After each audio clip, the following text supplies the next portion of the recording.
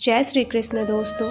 जब श्री कृष्ण कंस वध के लिए राधा को छोड़कर वृंदावन से चले गए, तब राधा की जिंदगी ने एक अलग ही मोड़ ले लिया। राधा का विवाह हो गया, लेकिन वह श्री कृष्ण के विरह में जीती और मरती रही। लेकिन राधा ने अपना वैवाहिक जीवन भी ईमानदारी से निभाया।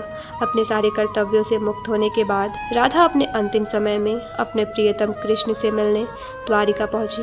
द्वारिका में उन्होंने कृष्ण के 16,108 पत्नियों को देखा और उन्हें खुश देखकर वे बहुत प्रसन्न हुई। जब कृष्ण ने राधा को द्वारिका में देखा तो वे उन्हें देखते ही रह गए। राधा और कृष्ण मन में ही एक दूसरे से प्रेम भरी बातें करने लगे।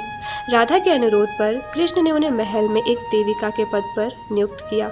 राधा द्वारिका में महल से जुड़े कार्य देखती थी और मौका मिलते ही अपने प्रियतम के दर्शन कर लेती थी। लेकिन राधा का मन अब द्वारिका में अशांत हो गया था। उन्होंने सोचा वे द्वारिका से दूर जाकर कृष्ण से आत्मिक संबंध स्थापित करेगी।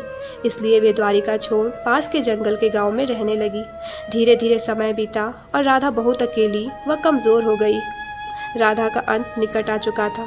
उन्होंने धरती पर अपने 100 वर्ष पूरे कर लिए थे।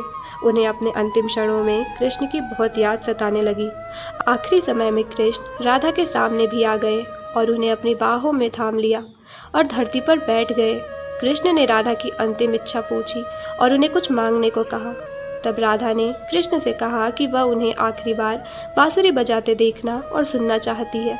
श्री कृष्ण ने अपनी बांसुरी निकाली और राधा के मुख से स्पर्श कराने के बाद बेहद सुरीली प्रेम रस से भरी हुई मधुर धुन बजाने लगे। श्री कृष्ण ने दिन रात बांसुरी बजाई।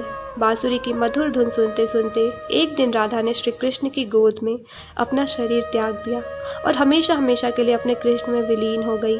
अपनी प्रेमिका की मृत्यु श्री कृष्ण बर्दाश्त न कर सके और उन्होंने अपनी बांसुरी तोड़कर वहीं झाड़ी में फेंक दी और राधा के मृतदेह को लेकर फूट फूट कर रोने लगे। दोस्तों, उस दिन के बाद से श्री कृष्ण ने जीवन में कभी बांसुरी नहीं बजाई। राधा 100 वर्षों के विरह के बाद अपने कृष्ण में विलीन हो गई और उनका प्रेम हमेशा हमेशा के लिए अमर हो गया।